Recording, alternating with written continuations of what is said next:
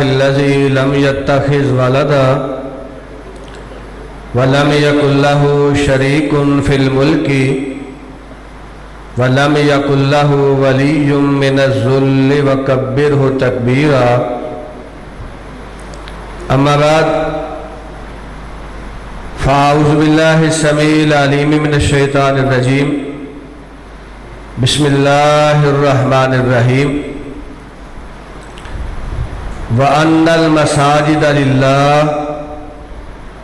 فَلَا تَدْعُوا مَعَ اللَّهِ أَحَدًا وقال النبي صلى الله تعالى عليه وآله وسلم أحب البلاد إلى الله مساجدها وأبغض البلاد إلى الله أسواقها او کما قال رسول اللہ صلی اللہ علیہ وآلہ وسلم۔ حضرات، آج کی یہ باوقار اور عظیم الشان تقریب سعید جو مسجد سیدنا ابو بکر صدیق رضی اللہ تعالیٰ عنہ کے افتتاح کے سلسلہ میں انعقاد پذیر ہے، اور اس مسجد کی تعمیر اور تکمیل پہ میں منڈے کی بیریاں کے ہر پیر و جوان کو مبارکباد پیش کرتا ہوں۔ بالخصوص قطع اراضی وقف کرنے والے برادر مکرم حاجی محمد ارشد صاحب، آپ جانتے ہیں اور آپ مجھ سے زیادہ بہتر جانتے ہیں اس پرفتن دور میں اور مادی دور میں زمین کی کتنی اہمیت ہے، اور آج زمین کتنی کاسٹلی ہے۔ دیہات، قصبات اور چکوک میں ایک مرلہ زمین خریدنا پڑ جائے لاکھوں سے کم بات نہیں ہوتی، اور یہ الحمدللہ آبادی کے وسط میں مین روڈ کے بالکل قریب حاجی محمد ارشد حافظہ اللہ تعالی، انہوں نے اپنی خوشی کے ساتھ، محبت کے ساتھ خود میرے پاس تشریف لائے اور کہنے لگے میرا ایک پلاٹ ہے،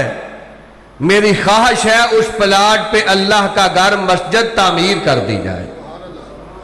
وہ پاکستان میں موجود نہیں، بیرون ملک ہیں۔ اللہ رب العزت اس بات کا شاہد ہے، اس جگہ کی زمین کی فرد اور 1200 والا اسٹامپ پیپر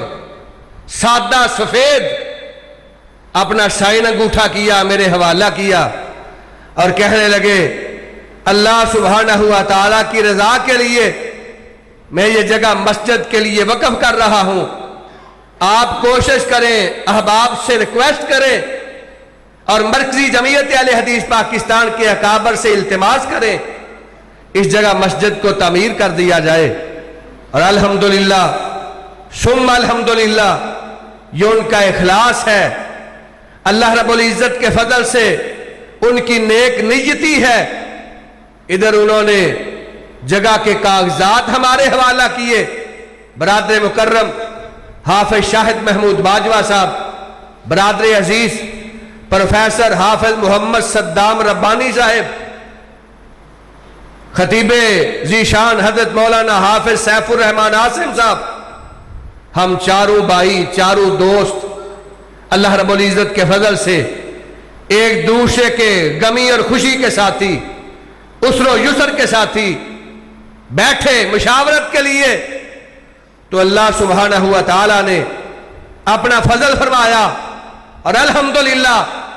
یہ مرکزی جمعیت اہل حدیث کا اعزاز ہے، یہ میرے اکابر اور قیادت کا امتیاز شرف ہے کہ الحمدللہ پورے ملک میں مشرق سے مغرب، شمال سے جنوب جو آپ کو مساجد نظر آئیں گی، مدارس نظر آئیں گے، جو مراکز نظر آئیں گے، الحمدللہ ان مساجد، مراکز اور مدارس کی بانی مرکزی جمعیت اہل حدیث ہوگی۔ قبضہ گروپ بڑے ہیں، قبضہ مافیا بڑے ہیں، اور الحمدللہ حضرت شیر ربانی کی موجودگی میں اللہ رب العزت کے فضل اور رب کی توفیق سے میں اس بات کو آپ حضرات کے سامنے رکھتے ہوئے اپنے لیے اور اپنی جماعت کے لیے اعزاز سمجھتا ہوں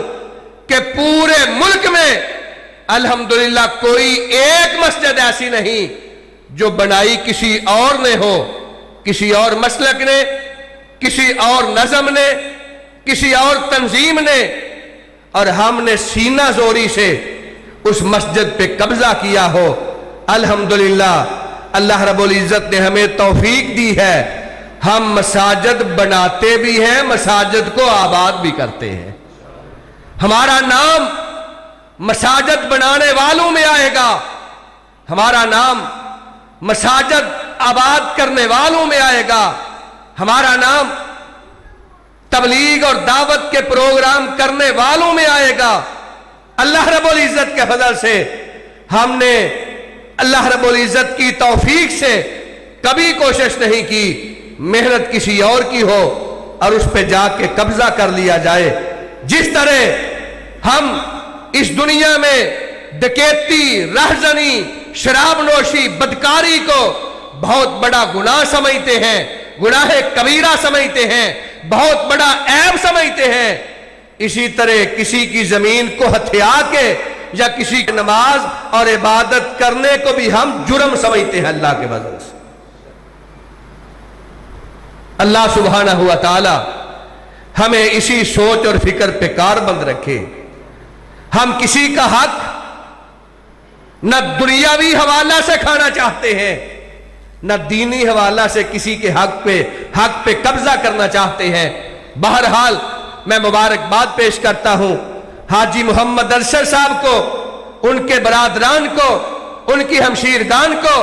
کہ اللہ رب العزت نے اس جگہ کو قبول فرمایا اور چند ماہ کی قلیل مدت میں یہ عظیم الشان، باوقار، پرسکو، خوبصورت، وسیع و عریض اور بڑی پیاری، منمونی اور سونی مسجد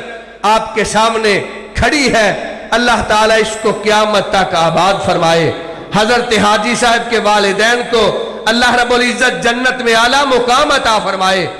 اور ان کے کاروبار، رزق میں اللہ تعالیٰ اپنی رحمت کا نزول فرمائے۔ ان کے بعد میں تحسین کرنا چاہوں گا اور مبارکباد پیش کروں گا اور دل کی اتھاہ گہرائیوں سے ممنون اور شاکر بھی ہوں برادر عزیز خطیب ذیشان شیر ربانی حضرت مولانا پروفیسر حافظ محمد صدام ربانی صاحب متان اللہ بطول حیات ہی، جنہوں نے اپنا وقت صرف کیا، مال صرف کیا، ذہنی صلاحیتیں صرف کی اور اس مسجد کی تعمیر کے لیے الحمدللہ جماعت نے بھی ایک اللہ رب العزت کے فضل سے بڑی رقم وقف کی، مگر اس کے باوجود مہنگائی کے دور میں بہت زیادہ ضروریات ہوتی ہے۔ مسجد کے اندر مٹی ڈالنے کا مرحلہ، مسجد کے اندر قالین، چٹائیاں اور کارپٹ بچھانے کا مرحلہ، مسجد کے دروازوں کا مرحلہ، لاؤڈ اسپیکر کا مرحلہ، مسجد کی وائٹ واش کا مرحلہ اور اللہ رب العزت کے فضل سے مسجد کی آباد کاری کے لیے دیگر بہت ساری ضروریات، میں ان کی تحسین کرنا چاہوں گا کہ انہوں نے وقت دیا، اپنے دوست احباب سے بھی اور اپنے اعزاء و اقارب سے بھی انہوں نے الحمدللہ رقم کو جمع کیا اور ایک ایک پائی اللہ رب العزت کے فضل سے پوری محنت، عدل اور انصاف کے ساتھ اس گھر پہ خرچ کی۔ اللہ تعالیٰ ان کی جہود مبارکہ اپنی بارگاہ میں قبول فرمائے اور اس ضمن میں ان کی معاونت، ان کے ساتھ وقت دینا، ان کے ساتھ تعاون کرنا خطیب پاکستان مولانا حافظ سیف الرحمان عاصم صاحب اور برادر مکرم پیکر اخلاص حافظ شاہد محمود باجوہ صاحب، میں ان اپنے دونوں بھائیوں کی بھی تحسین کرنا چاہوں گا اور اللہ رب العزت کی بارگاہ میں دعا گو ہوں اللہ تعالیٰ ان کی محنتیں اپنی بارگاہ میں قبول فرمائے اور آپ تمام احباب پیر و جوان چھوٹے بڑے دل کی اتھاہ گہرائیوں سے دعا کر دیں۔ جس طرح پروفیسر حافظ محمد صدام ربانی صاحب نے اس مسجد کی تعمیر کے لیے کاوش کی ہے، اللہ اس کو اپنی بارگاہ میں قبول فرما کے ان کے والد گرامی اور ان کی والدہ محترمہ کی قبروں کو اللہ تعالیٰ نور سے منور فرما دے۔ اللہ جنت میں ان کے درجات بلند فرما دے۔ اور ایک دعا اور فرمائے، اللہ تعالیٰ ان کی نسل میں قیامت تک دین کے عالم اور قرآن کے حافظ پیدا فرماتا ہی رہے۔ حضرات، میں دل کی اتھا گہرائیوں سے ممنون اور شاکر ہوں، قدردان ہوں حضرت جبل استقامت پروردہ گوش ولایت حضرت شیر ربانی مرکزی نائب ناظم اعلیٰ مرکزی جمعیت اہل حدیث پاکستان حضرت مولانا قاری محمد حنیف ربانی صاحب کا متان اللہ بطول حیات ہی، انہوں نے وقت عنایت کیا، وقت بخشا۔ یہ محرم کا مہینہ ہے، اسلامی سال کا، اسلامی کیلنڈر کا پہلا مہینہ ہے، اور پاکستان کے قربوں اور اس منڈے کی بیریاں کے قرب و جوار میں کچھ بدباطن صحابہ اکرام پہ زبان تان کو دراز کر رہے ہیں، کچھ بدباطن حضرت صدیق اکبر رضی اللہ تعالیٰ جنہوں نے اپنا سب کچھ دین کے لیے، حضور کے لیے وقف کر لیا، ان کی ذات پہ تان و تشریح کے تیر برساتے ہیں۔ میں اس بات پہ بھی ربانی صاحب کو، حافظ محمد صدام صاحب کو مبارکباد پیش کرتا ہوں کہ الحمدللہ فرقہ پرستی کے اس دور میں، صحابہ دشمنی کے اس دور کے اندر الحمدللہ تمہیں مبارک ہو، اس مسجد کا نام سرور کائنات کے یار غار، آپ کے صاحب مزار حضرت ابوبکر صدیق رضی اللہ تعالیٰ عنہ کے نام نامی پہ ہے۔ اللہ تعالیٰ ہمیں حضرت صدیق اکبر، دیگر اصحاب، آپ کے اہل بیت، آپ کی عطرت اور آل، اللہ تعالیٰ ہمیں ان سے محبت اور عقیدت کی توفیق عطا فرمائے۔ اللہ سبحانہ ہوا تعالیٰ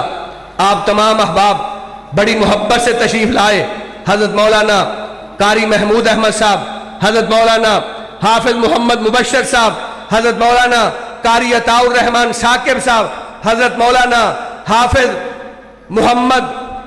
قاضی ابو ہریرہ صاحب، اور الحمدللہ مولانا ناظر حسین باجوہ صاحب۔ اللہ رب العزت کے فضل سے میرے بزرگ بابا جی محمد اکرم آوان صاحب، میرے بھائی مرزا حافظ محمد اکرم صاحب، اور جتنے آپ تمام احباب تشریف فرما ہے، اللہ تعالیٰ سب کی محبت، وقت نکالنا، شدت کے موسم میں، کام کاج کے اس موسم میں آپ کا وقت نکال کے اس مسجد کے ساتھ، حضرت ربانی صاحب کے ساتھ، اپنے عقیدہ کے ساتھ، صحابہ کے ساتھ اور مسلک کے ساتھ یہ محبت کرنا اپنی بارگاہ میں شرف قبولیت سے نوازے۔ اور الحمدللہ آپ کو مبارک ہو، آج اس مسجد کا افتتاح ہو رہا ہے اور حضرت شیر ربانی اس کا افتتاح کر رہے ہیں۔ آنے والی جمعرات کو کلاش والا میں عظیم الشان مسجد بنی ہے، نماز مغرب سے نماز عشاء تک اس مسجد کا نام بھی الحمدللہ ہم نے مؤذن رسول اور خاتم مصطفیٰ حضرت بلال رضی اللہ تعالیٰ عنہ کے اسم گرامی پہ رکھا ہے۔ شیخ رحیل صاحب یہاں تشریف لائے آپ کو دعوت دینے کے لیے 27 جولائی بروز جمعرات بعد از نماز مغرب حضرت شیر ربانی کلاش والا میں جامع مسجد بلال اہل حدیث کا افتتاح فرمائیں گے۔ اللہ تعالیٰ اس بہار کو قائم رکھے، میرے لیے، آپ تمام احباب کے لیے اللہ تعالیٰ نجات کا ذریعہ بنائے۔ وما علینا الا البلاغ المبین۔